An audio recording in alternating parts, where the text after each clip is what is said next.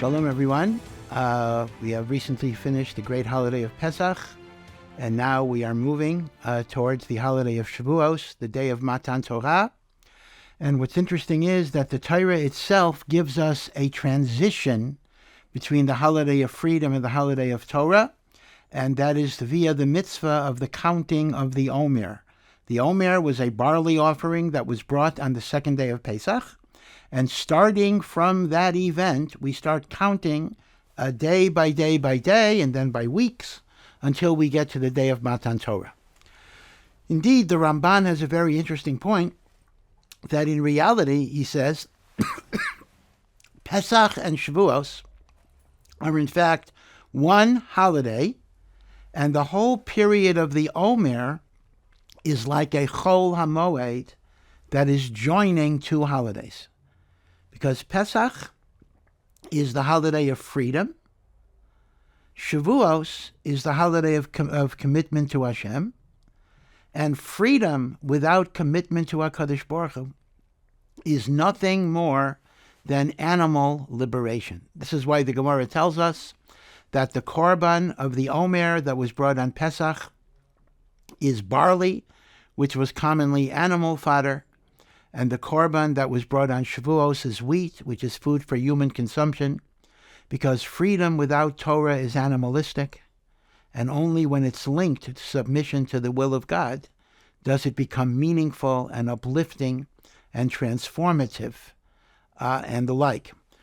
The Indian poet Tagore, who of course was not referring to Jews or Torah, made the point by a beautiful metaphor. He said a human soul is compared to a violin string that's capable of producing magnificent music.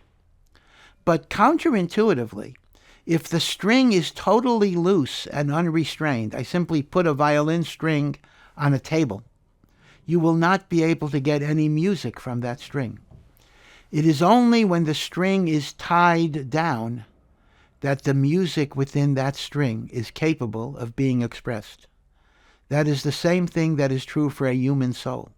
People think, oh, if only I would be free, then I would be able to be the person I want to be. I could be creative in the way that I want to be creative. But no, without boundaries, without restrictions, without morality, without submission to something greater than yourself, your so-called freedom is simply the illusion of giving in to whatever trend tends to be current at the time and whatever taivas you happen to be possessed of. And thus Chazal tell us, Ein ben chorin elami she'osek b'Torah.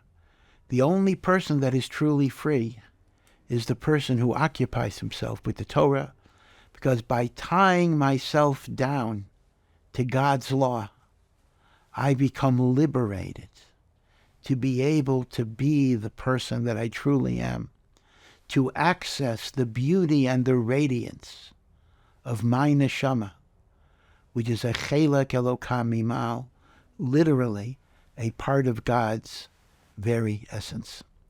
And thus, the relationship of Pesach and Shavuos is not that of two different holidays, the holiday of freedom and the holiday of Torah. Lehepech, it is the holiday of Torah that gives meaning to the holiday of freedom. And thus, in the very middle of the Pesach festival, we begin thinking about the purpose of Yetziat Mitzrayim, and that was Matan Torah. Inherently, when we contemplate the period of the Omer, it ought to be a happy time. It ought to be a joyous time. It ought to be a festive time. There is nothing intrinsic in the concept of the Sfiras HaOmer that there should be any element of sadness at all. And indeed, originally, when the Torah was given, this was a happy time. There was no avelut. There was no mourning that was associated with the counting of the Omer. But we do know that in the course of time, more than 1,000 years later, there were various tragedies that occurred during this period. And to commemorate those tragedies, the period that should have been happy and joyous became impressed with certain elements of sadness and mourning. We don't make weddings, we don't get haircuts, we don't listen at least to live music. Avelut restrictions. And in particular, the big tragedy that we commemorate is that the great Rabbi Akiva, who didn't even begin to learn Torah till he was 40 years old, but eventually became the greatest sage in Israel, was able to accumulate a student body of 24,000 students. And the 24,000 students of Rabbi Akiva all died in the period between Pesach and Shavuos. And therefore, during this period of time, we commemorate the deaths of the students of Rabbi Akiva. And we observe mourning and a certain measure of sadness. But why would God cause that to happen in specifically a joyous period? If for whatever reason the students of Rabbi Akiva died, why during this period? Why mar the simcha? And the answer is, the Gemara in Yevamos tells us why the students of Rabbi Akiva died. I mean, they died, medically they died through a plague. But why did God allow that to happen? Because they did not show proper kavod, proper respect, proper honor to each other. Now, it's important to keep in mind that if we would have a video feed of the students of Rabbi Akiva, which of course we don't have, we would assume they were not rude, they were not violating halakha, they were not pushing each other out of line, they were not insulting each other. Our assumption would be that they were keeping all the halachas. But kavod, as Rav Shimshon of Ohr says, showing somebody kavod is not so much a matter of externalized etiquette and behavior, but it's a matter of attitude. Kavod comes from kaved. Kaved means heavy, weighty, having gravitas. I look at another person and I see their chashivos, I see their importance.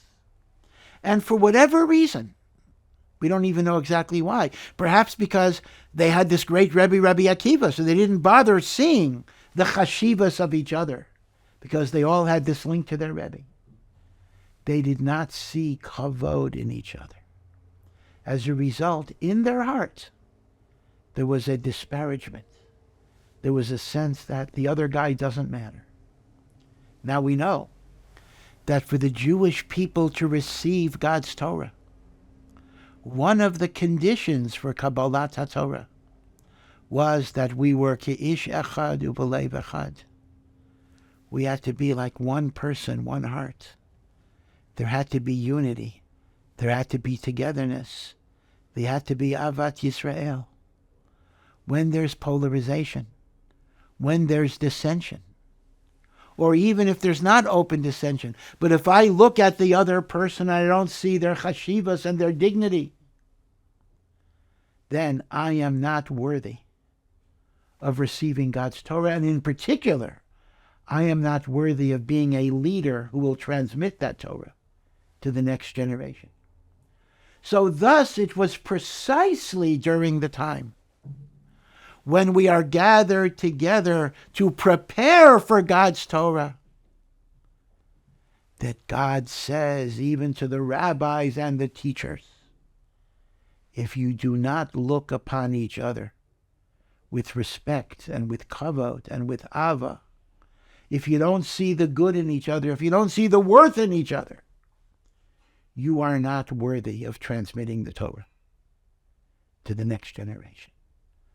So, when we mourn the deaths of the students of Rabbi Akiva, we are not simply being distracted from our preparation for Matan Torah. It's not like we're preparing for Matan Torah and we also think about the students of Rabbi Akiva. It's the other way around. Thinking about the students of Rabbi Akiva and rectifying their sin of not showing kavod for each other is one of the most important ways that we prepare ourselves for Matan Torah. It positions us to reach the madrega of ish echad uvalev echad, without which there can be no Matan Torah. It's not a distraction. It's not a separate ritual or a separate commemoration. It is part and parcel of the hachana of Matan Torah. But the final point I want to make is that on some level, you might see this as a bit of a paradox. Because when I think about how I prepare myself for Matan Torah, I tend to think I increase my passion and my fire and my enthusiasm for mitzvos. I learn more. I daven with more kavanah. I get up earlier to serve Hashem. I keep Shabbos with more exactitude. I become passionate and fervent and committed. So that's one message. But it is often the case, and it shouldn't be this way, that the more fiery and passionate and committed I get, the less tolerant and understanding I am of those whom I feel are not living up to my religious standards. So passion is almost a contradiction to tolerance. And conversely, that's also true. As I become tolerant, forgiving, understanding, I tend to lose and dilute my own standards. I'm okay, you're okay.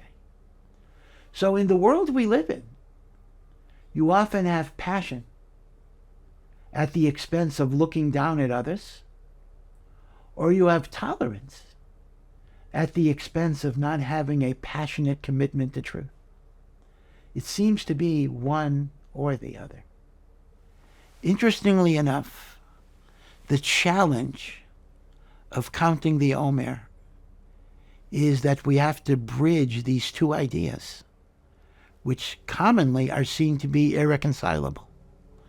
We have to generate passion and enthusiasm for mitzvos, a commitment to truth, standing up for the glory of HaKadosh Baruch Hu, not diluting our moral standards, and not giving in to the prevailing zeitgeist, which may be antagonistic to Ruchnius.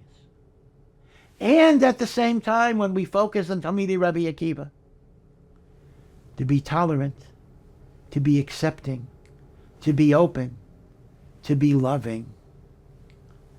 Passion for the Torah and love for your fellow Jew should not be contradictory.